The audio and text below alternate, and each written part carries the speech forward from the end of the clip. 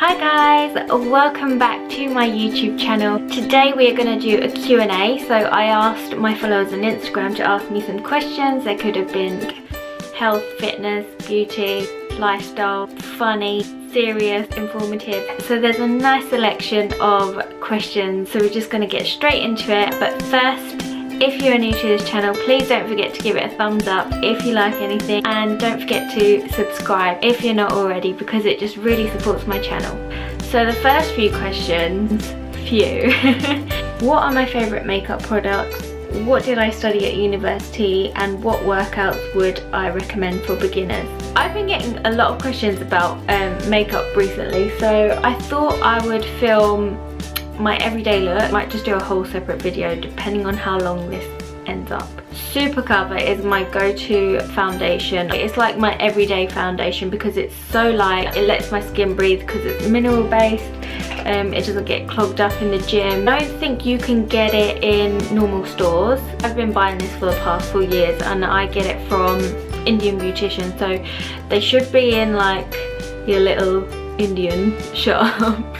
And on a night out though, if I want something a bit heavier and a bit more coverage, I go for the Estee Lauder Double Wear, and this just gives it a bit more of a flawless finish. I also love the Charlotte Tilbury bronzer blush called Cheek to Chic Swish and Pop blusher. I just like to use this for some light contouring if I want to wear it for everyday use. It's just really nice and natural. It doesn't look like you've painted on your face. See, I'm no makeup artist. I just did art at A-level, so I kind of feel like putting on makeup is like painting on your face. Recently I bought this Naked Shapeshifter palette, which is a contouring palette, and it's got powders as well as cream contouring option, and I thought that was really cool.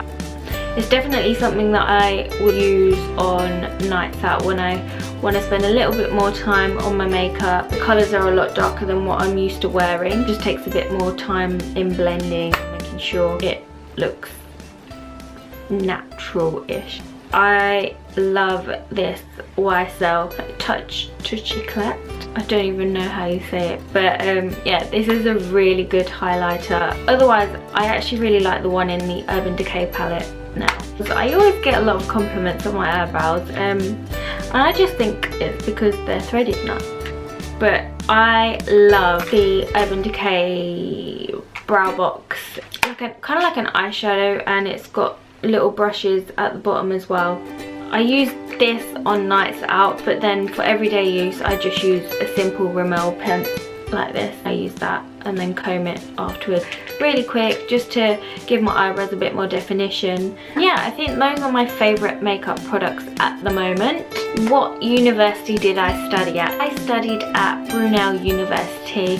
I actually did a year of physiotherapy first, and then I realised it just wasn't for me. I actually took a year out, and then I went back and did sports science. Absolutely loved that degree. I literally felt like I was in my element, and I loved all my lectures, all my classes. I just loved learning about everything. So in between I also got my sports massage, my personal training qualifications, and I actually did a lifeguarding course as well.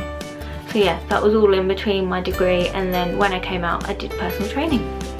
Now in terms of workouts for beginners, so this is very dependent on what kind of beginner you are, I would say. Like if you're completely new to the gym, then I would suggest going into the gym, looking at the machines that are there, because every single machine will have instructions on how to use it. In the beginning it will just take a bit of playing around, kind of getting used to being in a gym environment. If you're completely new to exercise, then your body weight is going to be your best tool. Even if you aren't new to exercise, it's something that I swear by, like, is your best way to get stronger, and you can do so many exercises by just using your body weight. Squats, press ups, dips, like you can do these around your house as well, glute bridges, mini circuits. But once you get comfortable with making sure that you're doing exercises with correct form, then add on some weight, grab some dumbbells, then move on to things like your compound lifts, like your squats, bench press, pull-ups, like there's assisted pull-up machines, deadlifts. They're going to be like your main core exercises you want to work on and perfect your form with. And then I would suggest arranging your body weight and machine exercises around those. Obviously rest periods will vary depending on your goal. If anything, however complicated or simple your exercises are that you choose to do, just make sure that you really think about what you're doing and get that mind-muscle connection, because that mind-muscle connection is so powerful in just targeting the right muscles and making sure that you are performing exercises correctly.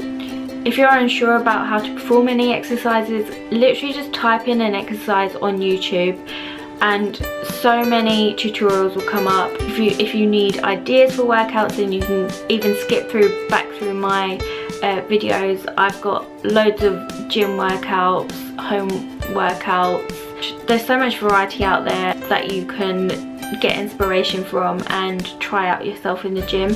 It's just a matter of giving them a go. My next question: makeup tutorial and also a chin-up pull-up progression video, please. Okay, so I figured I would do a completely separate video on how to progress and improve the pull-up. Makeup tutorial, I'm thinking to do a completely separate video on that as well. Would you like me to do a going out makeup look or an actual makeup look? Next question, one of my boot campers: what got you originally into the gym and training? I spoke about this in my very first video. If you want me to go into more depth with that, then maybe just skip back to that video. What got me into the gym? This is after I put on a bit of weight after my first year of uni of physiotherapy. Because I literally stopped every kind of exercise and I put on a bit of weight, as you do when you're at uni, when you start eating crap and don't really move much. And then after that I realised I put on a bit of weight, joined the gym for the very first time and loved it, but was a typical cardio bunny, didn't really know what I was doing. And then when I went back to uni, one of the guys in my halls called Dan, who I'm still very good friends with, he taught me how to squat and deadlift. So that was like my first experience of being in a gym and actually lifting weights. In the summer I went back to my gym and I started experimenting a bit more with the weights area. I got my fitness instructor qualification, so that taught me a bit more with how to perform exercises. It was kind of like a mixture of things with how I got into the weights room, but the way I got into the gym was purely just because I wasn't happy with how I looked at the time, and I realised I needed to make a change for my health as well. And so yeah, that was how I did it. What would you tell your younger self? Love that question.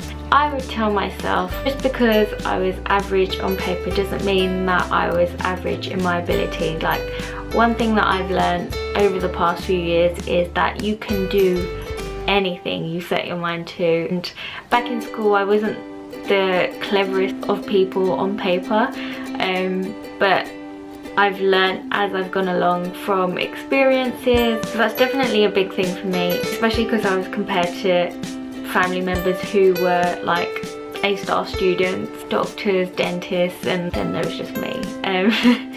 So yeah, never doubt yourself just because a piece of paper has told you that you're not all that clever and you're not all that great. If you had to do anything other than fitness, what would it be and why? And what's your favourite movie, worst movie you've seen? Looking great as always. Thanks.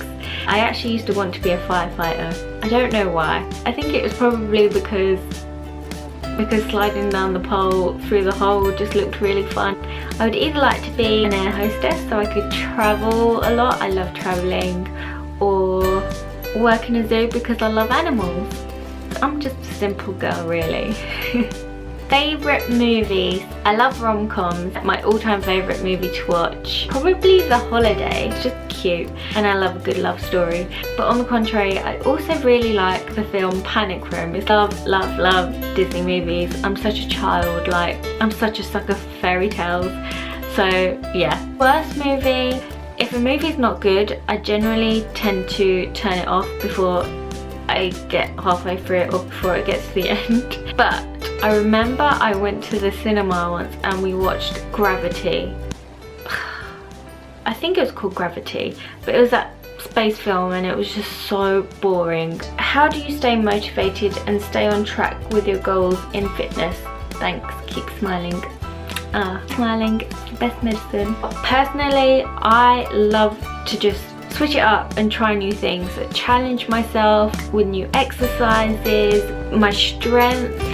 There's something so motivating about getting stronger and seeing your strength go up that makes you want to keep trying and doing more and more. That's definitely something that's helped keep me motivated. Like, I go through phases, I find. Like, some weeks I really enjoy lifting heavy and some weeks I just really enjoy functional training, like just doing bodyweight exercises, going for walks, going for jogs. It really varies with how I'm feeling. So that's another thing I would say keeps me going as well, is just doing things that I enjoy and making sure I don't get myself into a rut or a repetitive routine where I just get bored of it.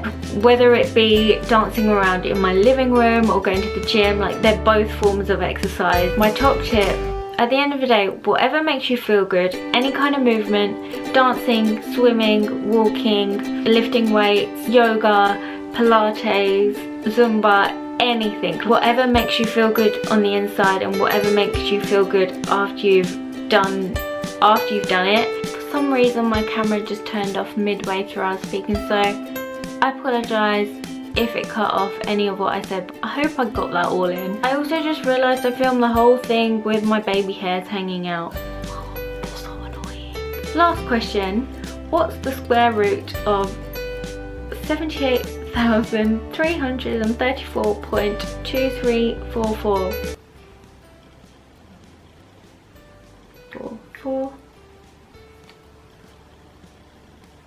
Got it.